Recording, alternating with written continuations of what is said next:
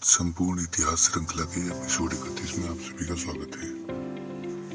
आशा करते हैं ये श्रृंखला आप सभी के लिए बहुत ही उपयोगी सिद्ध होगी। आप सभी ने पिछले वीडियो को जरूर देखा होगा। हमने पॉइंट टू पॉइंट नोट्स के अनुसार अपने वीडियो में बताया है। तो आज हम संपूर्ण खिलजी वंश को कवर करेंगे जो 1290 से 1320 तक रहा था, यानी सुल्तनत वंश का सुल्तनत इतिहास के सबसे छोटा कार्यकाल शासनकाल खिलजी का था। तो आप देखें, खिलजी कोई जाति नहीं थी, वरन अफगानिस्तान के हेलमंद नदी घाटी के खलज क्षेत्र के रहने वाले लोग थे खिलजी, जो कि गौरी के समय तराइन के प्रथम युद्ध में भारत आए थे। तराइन का पहला युद्ध 1191 में लड़ा गया था, जिसमें गौरी की हार हुई थी और गौरी जीवन दान लेकर वापस चला गया था।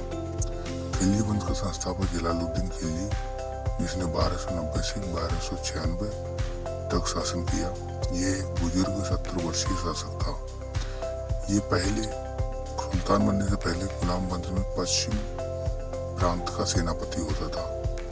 जलालुद्दीन जब दिल्ली का सुल्तान बना तो इसी समय कड़ा मानिकपुर, जो वर्तमान प्रयागराज क्षेत्र में, वहां पर मलिक छज्जू राम के सूबेदार ने विद्रोह कर दिया, जिसे दबाने हेतु अपने भतीजे अलाउद्दीन को भेजा और वहां की जागीर भी अलाउद्दीन को भेंट कर दी।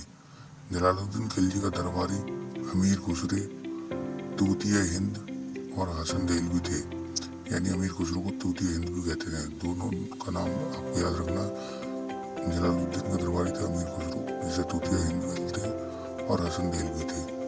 अमीर खुसरो ने कैकोबार और कौमुर से लेकर कुल 8 सुल्तानों का शासन देखा। अमीर खुसरो को हिंदी शब्द का जनक, कव्वाली, सितार, तबला, गजल का जनक भी माना जाता है।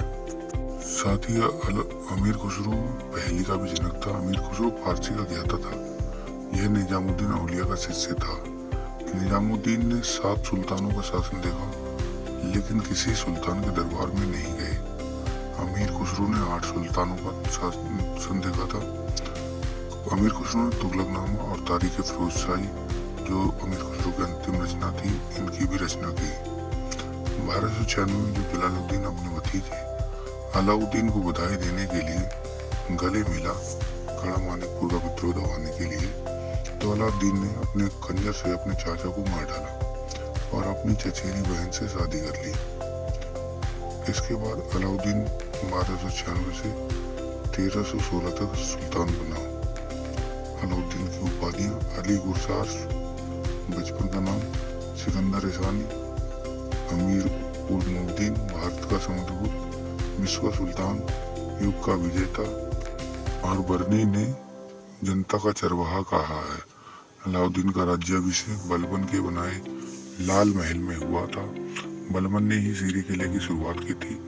अलाउद्दीन के सेनापति उलूग खान उत्तर विजय के लिए था। जफर खान, इसे मंगोलों ने मार डाला, और मलिक काफूर दक्षिण विजयों के लिए था। ये तीनों सेनापति थे अलाउद्दीन के। उत्तर भारत के अभियान 1298 में गुजरात अभियान किया शासक कर्णदेव के विरुद्ध अलाउद्दीन ने।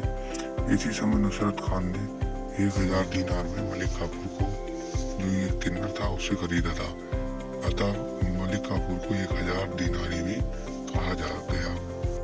सन 1301 में रणथंबोर के हमीर देव के विरुद्ध अभियान किया था अलाउद्दीन खिलजी ने।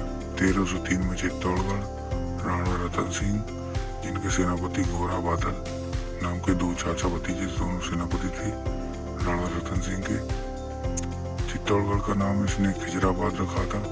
अलाउद्दीन खिलजी ने 1540 में जायसी ने चित्तौड़गढ़ की रानी के ऊपर पद्मावत नामक ग्रंथ लिखा, जो देखने में बहुत ही सुंदर थी पद्मावती।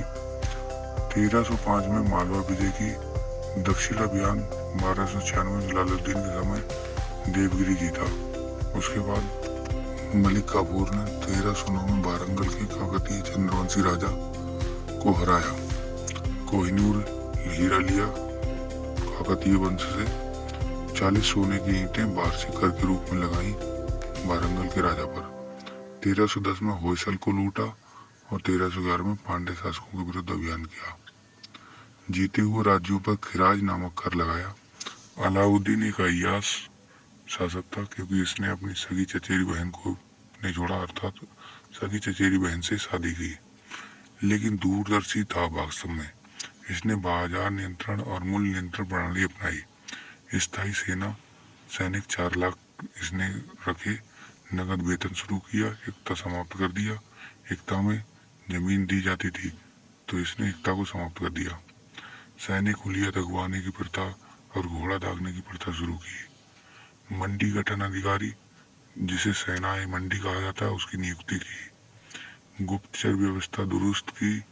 माप तौल अधिकारी, जिसे नाजिर कहा जाता था, उसको भी इसने रखा।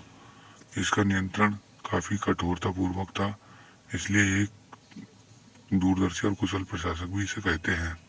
अलाउद्दीन ने भू राजस्व 50% रखा। इसे ही खराज कर भी कहते थे। लूट के माल पर जो चोर दूसरे राज्यों से लूट कर लेकर आते थे उसको 80% लेता था। 4/5 भाग यानी 4 हिस्सा अपना, 5वां हिस्सा उसको। 1 रुपए में 80 पैसे खुद ही लगता था। गड़ी कर प्रत्येक घर पर लगाया जाता था। चरी कर हर एक पशु पालने वाले पर लगाया जाता था। तो गड़ी कर हर घर से दिया जाता था कर के रूप में, और जो पशु पालता था उस पर चरी कर लगाता था। मुस्लिम व्यापारी से 5% और हिंदू व्यापारी से 10% कर लेता था। यहाँ पर एक अन्याय करता था। मुस्लिम से 5% जबकि हिंदू से 10% कर लेता था। दान भूमि को खालसा कहते थे उस समय। जलोदर रोग से अलाउद्दीन की मौत हो गई। इसने सीरी किला पूरा किया था। 1000 खंबा महल बनवाया।